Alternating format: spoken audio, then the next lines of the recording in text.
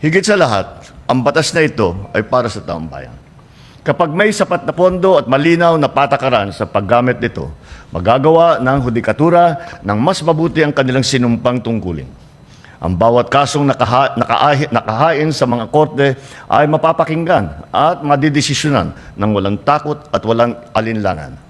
Kaakibat nito, matutugunan ng hukuman ang hinaing ng taong bayan na dumudulog sa kanila at matutulungan silang isulong ang kanilang mga karapatan.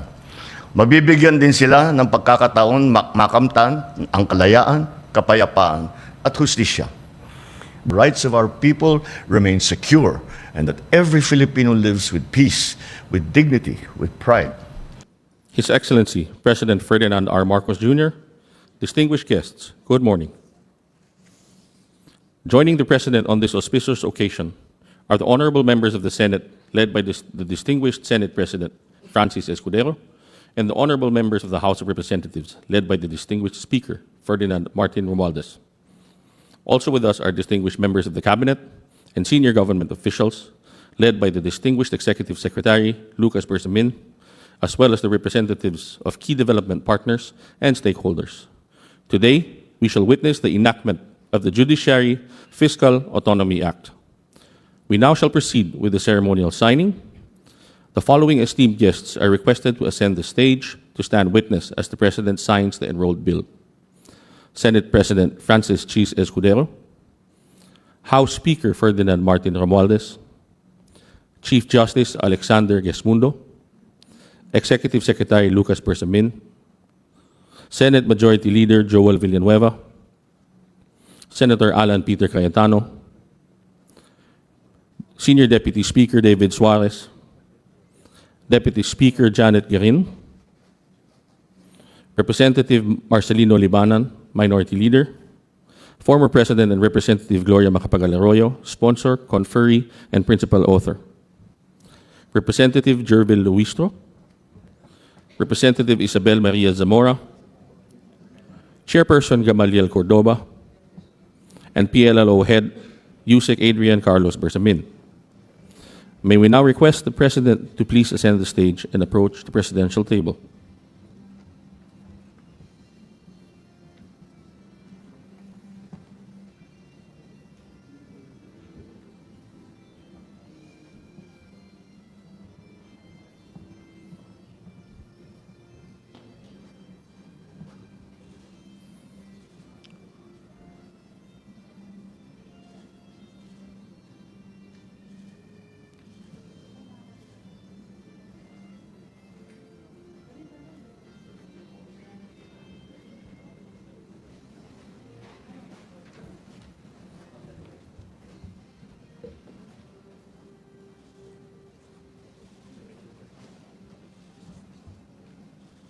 The President may now proceed to sign the enrolled copy.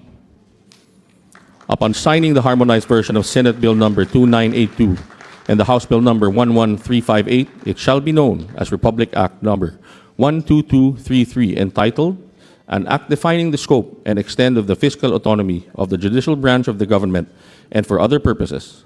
This measure aims to affirm the fiscal autonomy of the judiciary as enshrined in the Constitution and to strengthen its power as a co-equal branch of the government. Thank you, Mr. President. Invite the justices to go up the stage. May we request the Associate Justices to please go up on stage?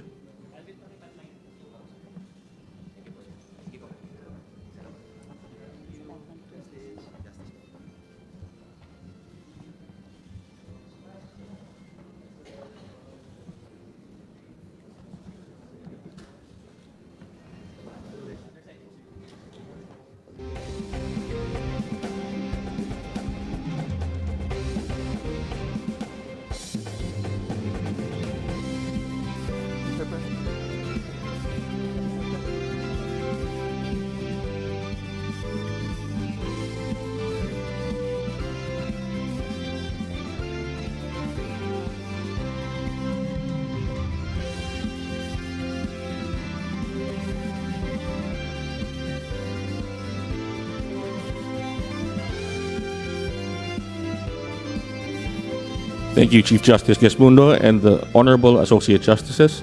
You can now exit on your left.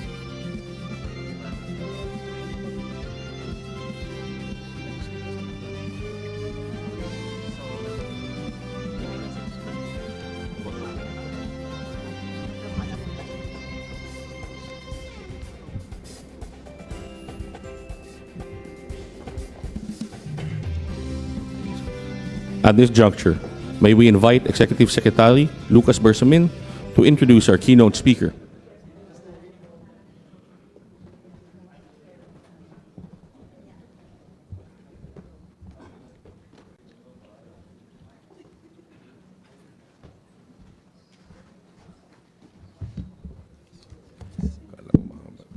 Ladies and gentlemen, the President of the Republic of the Philippines, His Excellency Ferdinand R. Marcos Jr.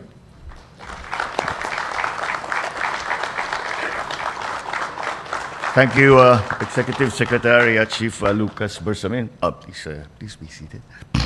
Of course, the former tenant of these surroundings, former President and Pampanga 2nd District Representative Gloria Macapagal Arroyo, Senate President Cheese Escudero, and the honorable members of the Senate who are apparently now applying to be included in the Supreme Court. Nagkaroon lang ng autonomy. Gusto niyo na mag-Supreme Court. Paano naman? How will Cheese pass his legislation? Speaker of the House, Ferdinand Martin Romualdez, the honorable members of the House of Representatives, Chief Justice Alexander Gasmundo, and the honorable Associate Justices of the Supreme Court, fellow workers in government, ladies and gentlemen, good morning. A warm welcome to Malacañan Palace, and it is truly nice to see all three branches of government under one roof, working together to strengthen our country's democracy and democratic processes. Democracy can only take root when every Filipino is certain that the law is the same for all, and that those who create, enforce, and interpret these laws do so without fear, without favor, and without anyone holding them by the purse strings. Today, through the signing of the Judicial Fiscal Autonomy Act, we are putting safeguards in place so that the judiciary can work more efficiently and more independently. Our Constitution already mandates the judiciary shall enjoy fiscal autonomy. Appropriations for the judiciary may not be reduced by the legislature below the amount appropriated for the previous year, and after approval shall be automatically and regularly released. And this is why we continue to help the judiciary become secure in its resources and perform its duty to serve our people without any delay. Under this law, the proposed budget of the judiciary will go straight to Congress and shall be included in the national budget exactly as submitted. Every month, funds will be released automatically. The Chief Justice is authorized to augment any item and modify through on-bank resolutions the allotment of funds within the bounds of the law to where they are most needed, whether that goes to hiring more personnel, repairing courtrooms, advancing their systems to keep up with their times. In turn, the Supreme Court will report quarterly to the executive and legislative branches on how these funds are judiciously spent.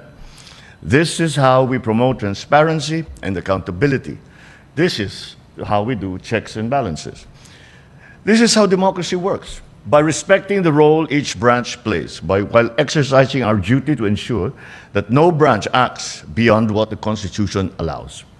We are also establishing a judiciary trust fund, so the courts can tap their collected funds to address urgent needs. The Supreme Court can reorganize its offices, hire staff faster, and bring services closer to the people by decentralizing operations. Higit sa lahat, ang batas na ito ay para sa taong bayan. Kapag may sapat na pondo at malinaw na patakaran sa paggamit nito, magagawa ng hudikatura ng mas mabuti ang kanilang sinumpang tungkulin. Ang bawat kasong nakahain sa mga korte ay mapapakinggan at madidesisyonan ng walang takot at walang alinlangan. Kaakibat nito, matutugunan ng hukuman ang hinaing ng taong bayan na dumudulog sa kanila at matutulungan silang isulong ang kanilang mga karapatan. Mabibigyan din sila ng pagkakataon makamtan ang kalayaan, kapayapaan at hustisya. This law further strengthens the commitment of the executive to work alongside the judiciary as a co-equal branch of government. We recognize that each of us has a unique role, and yet we also have a shared responsibility to uplift Filipino people. Above all, let us always remember that even our smallest decisions can shape the lives of very many people and the future of the nation. This administration is committed to respecting the autonomy and authority of the Supreme Court as it discharges its constitutional duty to interpret the highest law of the land. This commitment thus calls on us to stay true to our Constitution, to champion integrity and fairness, and implement laws with prudence and foresight. I would like to take this opportunity to convey our deepest gratitude to the legislature for passing this very significant law. As we build a more progressive Bagong Pilipinas, let us ensure that the rights of our people remain secure and that every Filipino lives with peace, with dignity, with pride. Maraming salamat sa inyong lahat at mabuhay ang Judikatura, mabuhay ang Bagong Pilipinas.